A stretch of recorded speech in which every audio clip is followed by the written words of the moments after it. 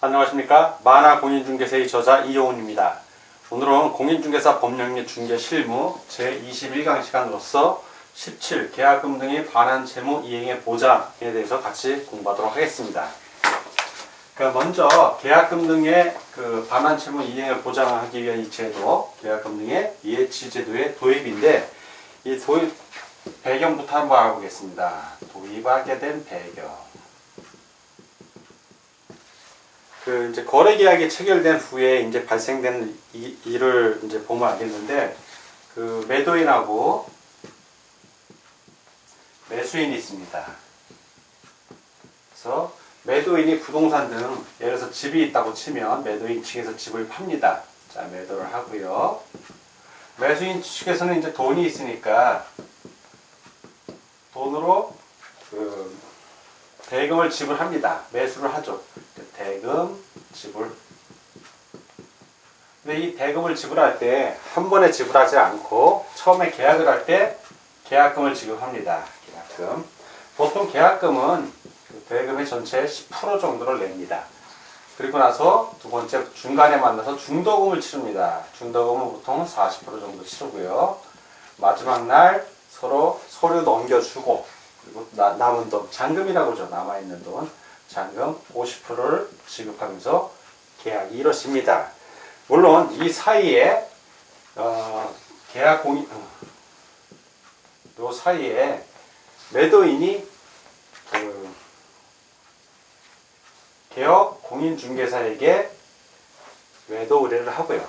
매수인이 매수 의뢰를 합니다. 그래서 둘이 만나서 거래가 이루어지는데, 이 과정 속에서 거래가 말끔하게 이루어지면 좋은데, 예를 들어서 계약금이나 중도금까지 지불을 했는데 거래 사고가 나서 미처 이제 계약이 성사가 안 되고 돈을 돌려줘야 되는 상황이 발생을 합니다. 이런 경우에 이 돈 어떻게 돌려줄 것인가? 그래서 계약금 등의 예치제도의 도입이 이제 도입되게 되는데, 여기서 계약금, 중도금, 잔금 이것들을 합쳐서 뭐라고 표현한다? 계약금 등이라고 표현을 합니다. 계약금 등. 자, 그래서 도입 배경을 보면, 거래 계약이 체결된 후 계약금과 중도금을 수령하고도 일정한 사유로 거래가 안전하게 이행되지 않을 경우가 발생할 수 있습니다.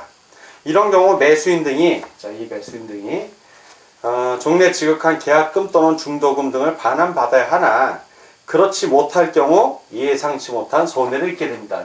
매수인이 손해를 본다는 얘기죠. 이러한 손해를 방지하기 위해서 공인중개사법에서는 계약금 등의 예치제도를 도입하게 된 것입니다. 미국의 에스크로우, 계약의 이행 대응업하고 유사한 제도입니다.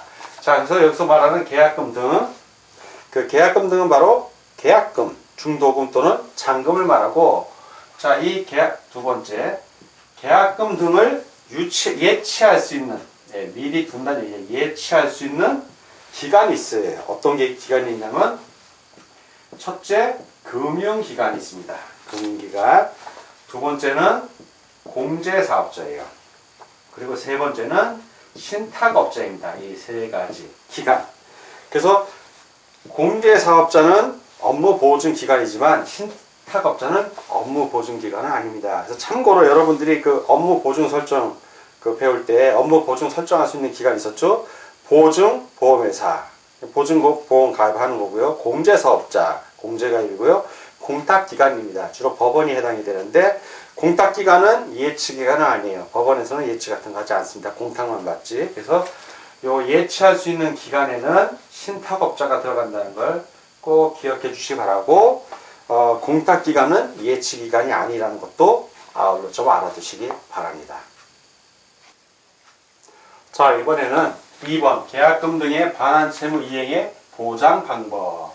이 공인중개사법에 어떻게 규정되어 있는지 그 내용을 보는 겁니다. 먼저 첫 번째, 계약금 등의 예치 권고입니다. 예치하라는 권고, 의무사항은 아니죠. 권고사항입니다. 그래서 개업공인중개사는 거래의 안전을 보장하기 위하여 필요하다고 인정하는 경우에는 거래 계약의 이행이 완료될 때까지 계약금 등을 개업공인중개사 또는 대통령령으로 정하는 자의 명의. 자, 대통령령으로 정하는 자가 누구냐면 바로 개업공인중개사가 있고요. 첫째. 그 다음에 금융기관. 세 번째 보험회사. 그리고 네 번째 신탁업자입니다. 신탁업자. 이런 사람들 명의, 이름이란 얘기죠. 명의로 예치기간. 자, 이런 사람들의 명의, 이런 사람들의 이름으로 어디다 예치할 수 있게 권고할 수 있냐? 예치기간, 금융기관. 자, 금융기관. 두 번째 공제사업자. 그리고 세 번째 신탁업자. 이런 사람들에게 예치할 수 있도록 당사자에게 권고할 수 있는 것입니다.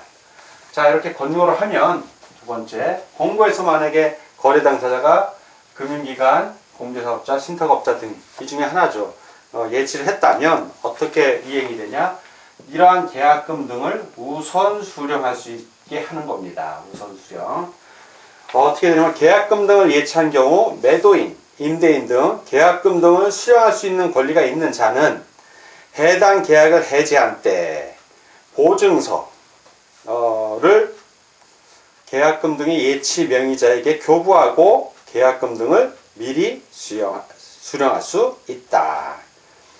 그 보증서 발행 기관은 금융기관 또는 보증보험회사입니다.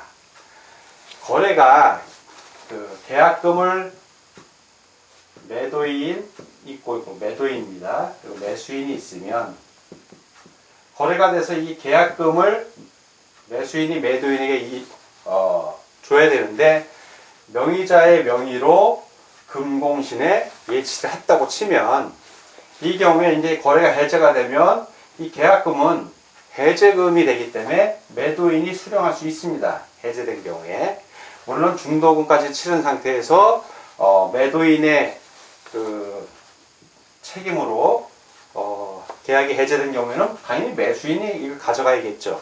근데 이 경우에 일단 그 중간에 계약금을 낸 상태에서 해제되면 그때는 매도인이 수령할 권리가 있습니다. 이럴 경우에 그 매도인 또는 임대인 등이 계약금 등을 수령할 수 있는 권리가 있을 때 그 보증서를 계약금 등의 예치 명의자에게 교부하고 주고 계약금을 미리 수령할 수 있게 하는 겁니다.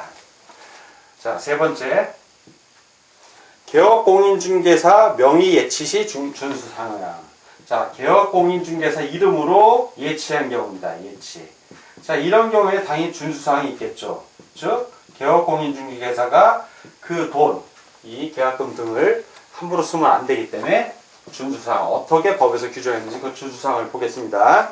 첫째, 개업공인중개사는 거래 당사자가 계약금 등을 개업공인중개사 명의로 금융기관 등에 예치할 것을 의뢰하는 경우에는 계약 이행이 완료 또는 계약 해제 등의 사유로 인한 계약금 등의 인출에 대한 거래 당사자의 동의 방법, 반환 채무 이행 보장에 소요되는 실비, 그 밖에 거래 안전을 위하여 필요한 사항을 약정하여야 한다. 자, 첫 번째는 필요한 사항을 약정하는 것입니다. 약정. 자, 약정. 정해야겠죠. 자, 두 번째. 개업공인중개사는 예치금 등을 자기 명의로 금융기관에 예치하는 경우 자기 소유의 예치금과 분리되어 관리될 수 있도록 하며, 자, 본인 예치금하고 그 계약금 등의 예치금하고는 분리해야 된다는 얘기입니다. 분리, 나눠서 계정을 따로 나눈다는 얘기죠. 자, 세 번째는 예치된 계약금, 중도금 등은 거래 당사자의 동의 없이 인출하여서는 아니 된다. 자, 동의가 있으면 인출이 되지만 동의가 없으면, 거래 당사자의 동의가 없으면 인출 역시 안 된다. 이 얘기입니다. 네 번째. 개업공인중개사는 예치금 등을 자기 명의로 금융기관에 예치하는 경우 그 계약금 등을 거래 당사자에게 지급할 것을 보장하기 위하여 예치 대상이 되는 계약금 등에 해당하는 금액을 보장하는 보증공업 또는 공제에 가입하거나 공탁을 하여야 하며, 보장하는 겁니다. 그리고 거래 당사자에게 관계 증서의 사본을 교부하거나 관계 증서에 관한 전자 문서를 제공하여야 한다. 이런 보증에 관한 겁니다. 보증하는 거. 그래서 요 네 가지 준수 사항이 있습니다. 자, 오늘은 공인중개사 법령의 중개직무 제21강 시간이었고 17 계약금 등의 반환 채무 이행의 보장에 대해서 같이 공부하였습니다. 오늘 공부하느라고 수고 많으셨습니다. 다음 시간에 뵙겠습니다. 감사합니다.